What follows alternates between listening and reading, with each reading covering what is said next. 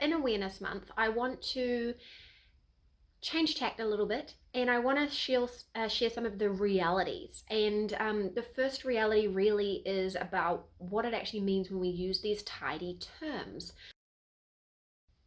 Hey friends, Melissa from Melissa vs. Fibromyalgia here, and welcome to our Awareness Month. So, I usually take a positive, optimistic, proactive approach when I'm sharing online for the goodness of my mental health and well-being, as well as for yours. I would rather be able to impart tips and tricks that can help you and things that you can do to help you improve, because I spent so long waiting for improvement and for someone who could help.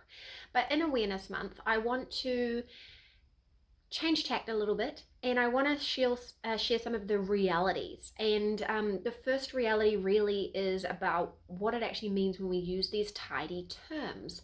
So, what does it mean when we say chronic pain? Well, chronic pain actually means ongoing pain. So, to be diagnosed with chronic pain, you usually will have had pain for more than 3 to 6 months. Now, when we're talking about the chronic pain associated with fibromyalgia, we're talking about widespread pain. And generally, we're talking about pain that doesn't have origin from, say, an injury. However, it's very complex because we all kind of came into this from a different angle, and we all have different contributing factors. For example, I have myofascial pain syndrome as well. And so, for example, my neck, which is the hardest thing to manage, these trigger points all in there. They are active trigger points, they have a physical cause and they can be treated, but then they also are caused and exacerbated by the same sort of things that cause and exacerbate fibromyalgia. So, stress, being sick, other illnesses, all those kinds of triggers affect the same thing. But chronic pain sounds really tidy, right? And it can be a little bit sanitizing to talk about it like that. But what chronic pain really means is that we're in pain all day, every day, and it distracts us and stops us doing our everyday life activities or makes it very difficult. It impacts our sleep, it makes it hard to sleep, and often problem sleeping coexist anyway with fibromyalgia, so it's a vicious circle going on there, and it's constant. And someone like me who has got a really good whole of life plan in place, and I have made a massive difference. I have halved my daily pain and fatigue levels in the last 8 to 10 years. I still have pain every day. I wake up in pain. I spend the whole day in pain. I go to bed in pain. I wake up through the night in pain. And I don't think you'll meet many people who are more proactive than I am. I have a very proactive protocol. I do my stretching. I'm a yoga teacher. I do my meditation. I've got my supplements.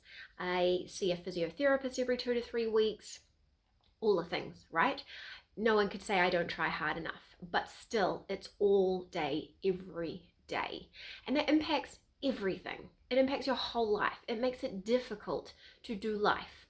It makes the box, that we have to live in quite small. So when you're living with pain, you have to kind of confine yourself a little bit to be able to manage. But then imagine when you add the fatigue as well and any other issues that come with it as well. It's quite a complex thing. So next time you hear me or someone else say chronic pain, maybe just remind yourself in your head what that means and how pervasive that is for that person. I think that's a really important message this awareness day, just so that you know what we are managing. And so when someone like me says my pain is quite bad, or I feel terrible, or I just need to go to bed, or I feel overwhelmed, try and put yourself in my shoes and think what that means. Because if I've got pain all day, every day, and I'm telling you it's pretty bad today, what does that mean? It's pretty stink.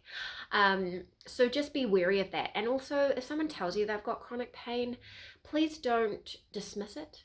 Please don't say, oh, just do this.